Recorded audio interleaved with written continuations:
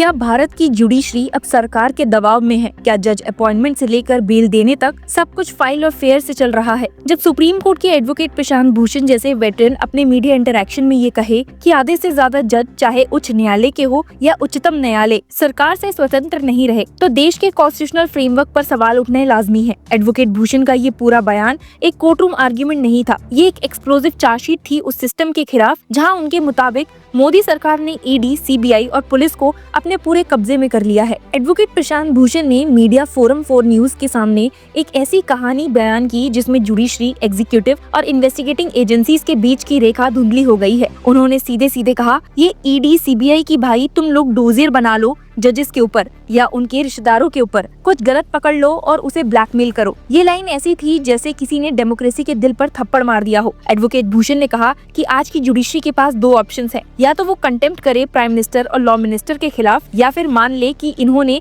Court के orders का उल्लंघन करके न्याय प्रणाली को अपने कब्जे में कर लिया है। उनके बयान का सबसे डिस्टर्बिंग हिस्सा था जब उन्होंने कहा कि जुडिशरी के अंदर काफी जजेस अब इंडिपेंडेंट नहीं बचे और इसका सबसे बड़ा रीजन है post retirement postings. Advocate Bhushan ने याद दिलाया कि अरुण जेटली ने पार्लियामेंट में बोला था, post retirement jobs given to जजेस influences their pre retirement judgements. उन्होंने कहा कि देखिए, रंजन गोगोई को राज्यसभा मेंबर बना दिया गया, सदाशिवम को गवर्नर, नाजीर को भी गवर्नर, अरुण मिश्रा को एनएचआरसी चेयरमैन और जस्टिस खानविलकर को लोकपाल बना दिया गया। ये सब एग्जाम्पल्स दिखाते हैं कि कैसे जिन्होंने सरकार के हक में फैसले दिए उनको इनाम मिला। एडवोकेट प्रशांत भूषण ने एक एक करके उन केसेस का जिक्र किया जहां जुडिशरी ने उनके मुताबिक सिस्टम के खिलाफ खड़े होने के बजाय सिस्टम के सामने झुकने का रास्ता चुना। उन्होंने कहा कि हमने यूएपीए के कुछ प्रोविजंस को चैलेंज किया था, पर हमारा केस चंद्रचूड़ साहिब ने जस्टिस बेला एम त्रिवेदी के कोर्ट में भेज दिया। बेला त्रिवेदी मोदी जी की लॉ सेक्रेटरी रह चुकी थी गुजरात में, उनसे कौन एक्सपेक्ट करे कि वो सरकार के खिलाफ कुछ कहेंगी। ये स्टेटमेंट कोर्ट रूम पॉलिटिक्स का वो एंगल दिखाता है जहां बेंच का सिलेक्शन भी फेट ऑफ केस तय करता है। उन्होंने यूएपीए के अनलॉफुल एक्टिविटी डेफिनेशन को देश के फ्रीडम ऑफ स्पीच पर डायरेक्ट हमला बताया।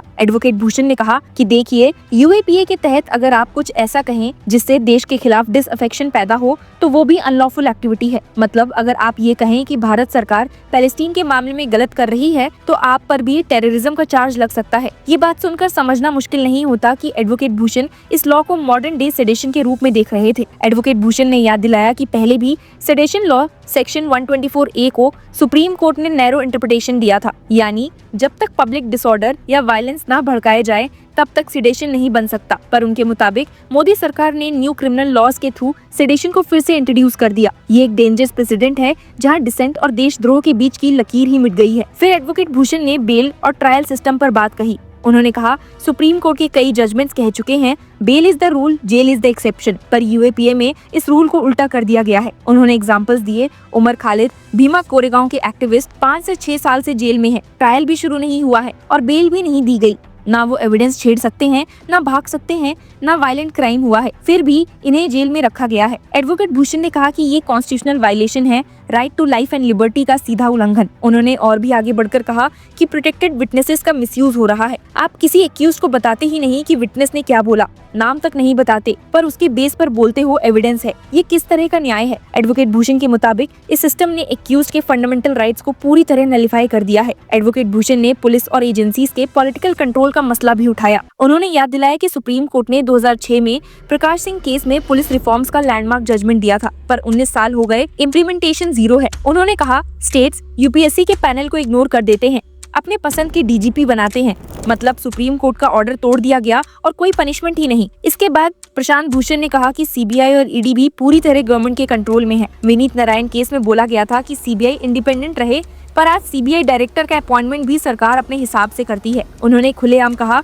कि लीडर ऑफ ऑपोजिशन कुछ भी कहे, पर सीबीआई डायरेक्टर वही बनता है जिसे सरकार चाहे। जुडिशियल अपॉइंटमेंट्स पर आते हुए एडवोकेट भूषण का कहना था कि लॉ के मुताबिक अगर कोलेजियम किसी नाम को यूनानिमस सपोर्ट देकर दोबारा भेजता है तो सरकार को उस जज को अपॉइंट करना ही पड़ता है।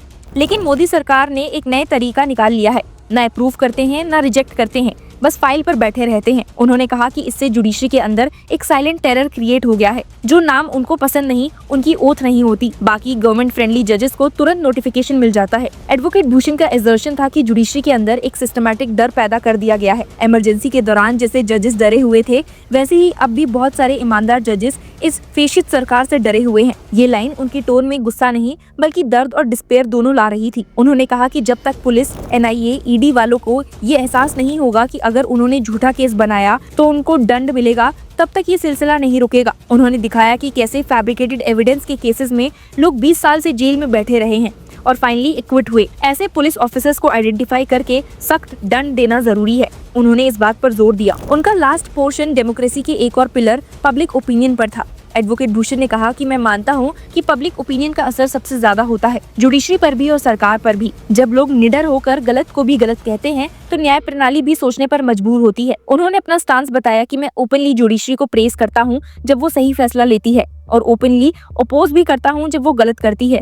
ये सबको करना चाहिए। फिर उन्होंने इलेक्शन सिस्टम पर एक और शार्प कमेंट किया कि इलेक्शन कमीशन भी सरकार के चंगुल में आ गया है। एडवोकेट भूषण का कहना था कि यूपी के एक बाय इलेक्शन में मुस्लिम बूथ पर वोटिंग परसेंटेज बहुत कम था क्योंकि पुलिस ने मुस्लिम वोटर्स को वोट करने ही नहीं दिया। उन्होंने बिहार का एग्जाम्पल दिया, ये कहते हुए कि 65 लाख नेम वोटर लिस्ट से हटा दिए गए, जिसमें 25% मुस्लिम्स हैं, जबकि पॉपुलेशन 18% भी नहीं है। उन्होंने कहा बीजेपी के फ्लोटिंग वोट्स को अलग अलग राज्यों में रजिस्टर करा दिया जाता है। बिहार में इलेक्शंस होता है तो बिहार के वोटर, महाराष्ट्र में होता है तो वहाँ के वोटर। उन्होंने बोला कि ये सब दिखाता है कि डेमोक्रेसी को सिस्टमैटिकली मैनिपुलेट किया जा रहा है। उनका कंक्लूजन था कि देश को बचाने का एक ही तरीका है, नॉन वायलेंट रेजिस्टेंस और पब्लिक अवेकनिंग। एडवोकेट भूषण ने कहा कि अगर पब्लिक ओपिनियन स्ट्रांग हो गया तो सरकार और इलेक्शन कमीशन दोनों डरने लगते हैं, तभी सिस्टम सुधरेगा। और उन्होंने एक लाइन के साथ अपना स्टेटमेंट समाप्त किया जो उनके पूरे स्पीच का एसेंस था कि हमें अपनी बात अहिंसक तरीके से लेकिन पूरी मुखरता से रखनी चाहिए। गलत के खिलाफ बोलना ही असली देशभक्ति है। प्रशांत भूषण के ये शब्द सिर्फ एक क्रिटिक नहीं थे, ये एक मिरर थे उस डेमोक्रेसी के लिए जिसमें डिसेंट को अनलॉफुल एक्टिविटी और क्रिटिसिज्म को एंटी नेशनल बना दिया गया है। उन्होंने एक अनकंफर्टेबल सच सामने रखा कि जब जुडिशरी का आधा हिस्सा भी सरकार से स्वतंत्र नहीं रहे तो न्याय का कॉन्सेप्ट सिर्फ किताब तक सीमित रह जाता है। इस स्पीच ने एक बार फिर डिबेट को जिंदा कर दिया है कि क्या देश के इंस्टीट्यूशंस सच में आजाद है या फिर वो भी एक डोजियर डेमोक्रेसी का हिस्सा बन चुके हैं। आपको इस पर क्या कहना है हमें कमेंट्स में जरूर बताइए and keep following us to get all the latest updates and news. Thank you for watching law chakra.